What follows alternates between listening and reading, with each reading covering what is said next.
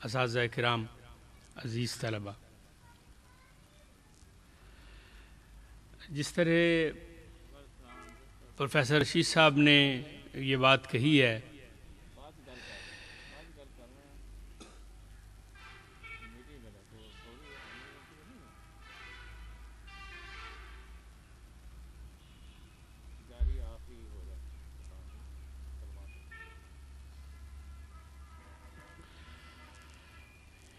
کہ وہ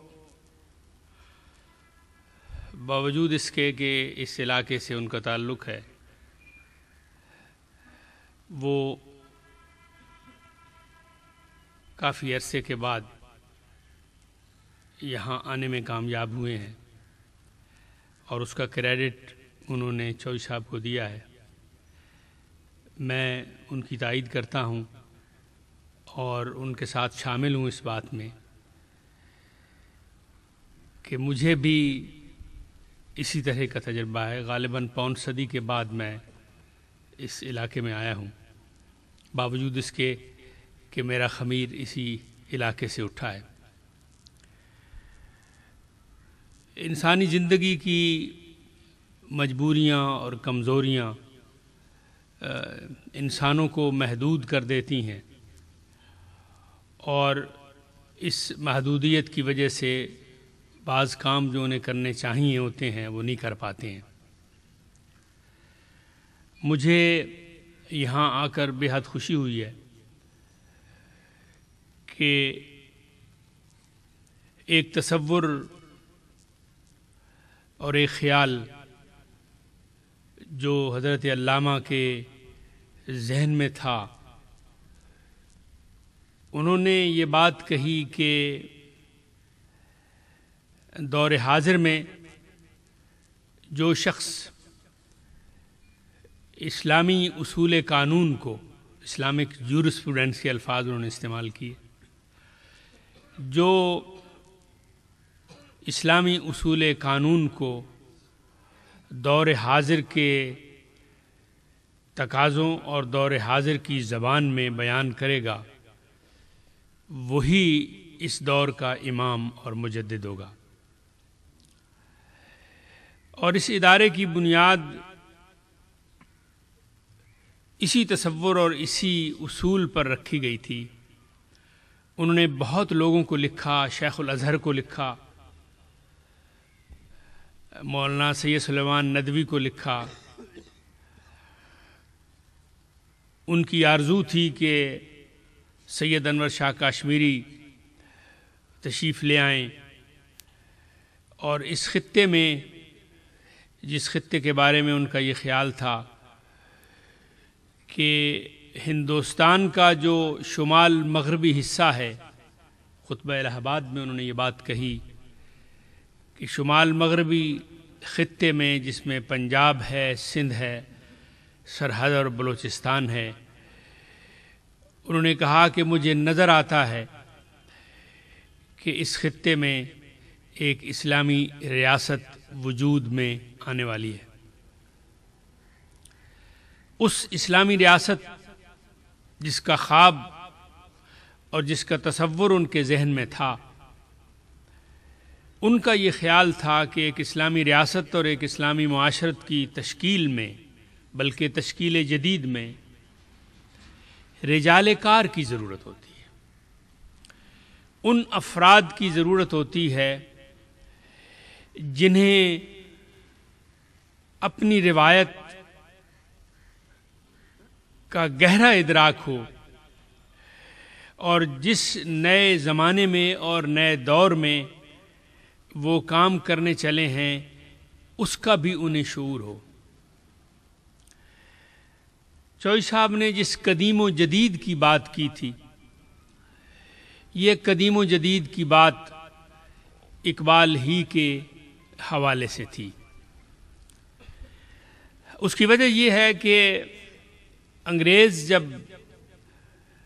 ہندوستان میں آئے، مسلم ہندوستان میں آئے، اور یہاں مسلمان حکمرانوں سے انہوں نے اقتدار چھینا،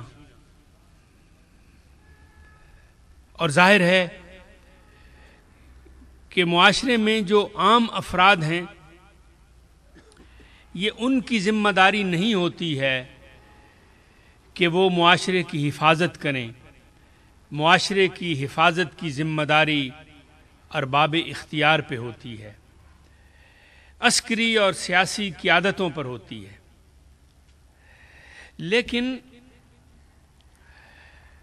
مسلمان حکمران مسلم ہندوستان میں مسلمان معاشروں کی حفاظت سے غافل تھے، اس لیے کہ وہ کمزور تھے، اس لیے کہ ان کی سرگرمیاں مختلف تھیں. آخری بادشاہ ہمارا شاعر تھا. مجھے بہت رحم اور بہت دکھ ہوتا ہے اس آدمی کی داستان پڑھ کر جو کچھ انگریزوں نے اس کے ساتھ کیا. رنگون میں اسے دفن ہونا پڑا اور اسے یہ کہنا پڑا کہ 2 گز زمین بھی مل نہ سکی کوئے یار میں. لیکن آپ کو علم ہے کہ بہادر شاہ ظفر کی سرگرمیاں کیا تھیں. مغلوں کے آخری دور میں پورے معاشرے میں طوائف کلچر کا فروغ تھا. ناچنے اور گانے اور بدماشی کے سوا اور کوئی چیز نہیں تھی. غزلیں پڑھنا، غزلیں سنانا، عشقیہ باتیں کرنا اور عشق کے حوالے سے بات کرنے کے سوا اور کچھ نہ تھا. ظفر ہی کہتا ہے کہ مجھے دفن کر چکو جس گھڑی، اسے کہنا جا کے یہ اے پری، وہ جو تیرا عاشق زار تھا تہ خاک اس کو دبا دیا.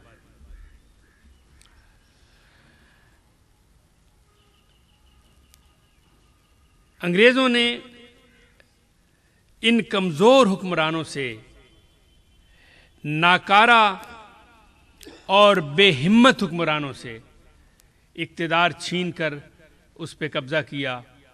تو انہوں نے ابتدا ہی سے یہ بات کی کہ مسلمان معاشرے کو تبدیل کرنے کی ضرورت ہے. اور یہ تبدیلی ابھی ہمارے عزیز پڑھ رہے تھے کہ اگر خودی کو تیزاب میں ڈال دیا جائے تو اسے جدھر چاہیں ادھر موڑ سکتے ہیں. اس کے لیے انہوں نے ایک نظام تعلیم وضع کیا، جس نظام تعلیم کے لیے اقبال کہتے رہے کہ اور یہ اہل کلیسا کا نظام تعلیم ایک سازش فقط دین و مروت کے خلاف. اور اسے یہ کہنا پڑا کہ گلا تو گھونٹ دیا اہل مدرسہ نے تیرا، کہاں سے آئے صدا لا الہ الا اللہ. اس بات کا امکان تھا اور اقبال اپنے ویژن میں یہ بات دیکھ رہے تھے کہ اس خطے میں ایک اسلامی ریاست وجود میں آنے والی ہے. تو اس اسلامی ریاست کے انتظام کے لیے، اس اسلامی ریاست کی سیاسی، تعلیمی، تہذیبی، فکری رہنمائی کے لیے رجال کار کی ضرورت ہے. ایسے افراد کی ضرورت ہے کہ جن کا ویژن بھی ہو، جن کے اندر ہمت بھی ہو، جن کے اندر صلاحیت بھی ہو، جو دور حاضر کی نبض پر ہاتھ رکھنے والے ہوں. لہذا ایسے لوگ اس معاشرے کی رہنمائی کر سکیں گے. اور میں آپ سے عرض کروں کہ اقبال نے اس کام کے لیے بطور قائد کے جس شخص کو منتخب کیا وہ قائد اعظم محمد علی جناح تھے. قائد اعظم محمد علی جناح نے اس اسلامی ریاست کو عملی تشکیل دینے کا انتظام کیا. میں آپ سے یہ بات شیئر کرنا چاہتا ہوں. میرے عزیز بھائی شام صاحب یہاں بیٹھے ہیں، وہ اس کے ایک پہلو سے دلچسپی رکھتے ہیں.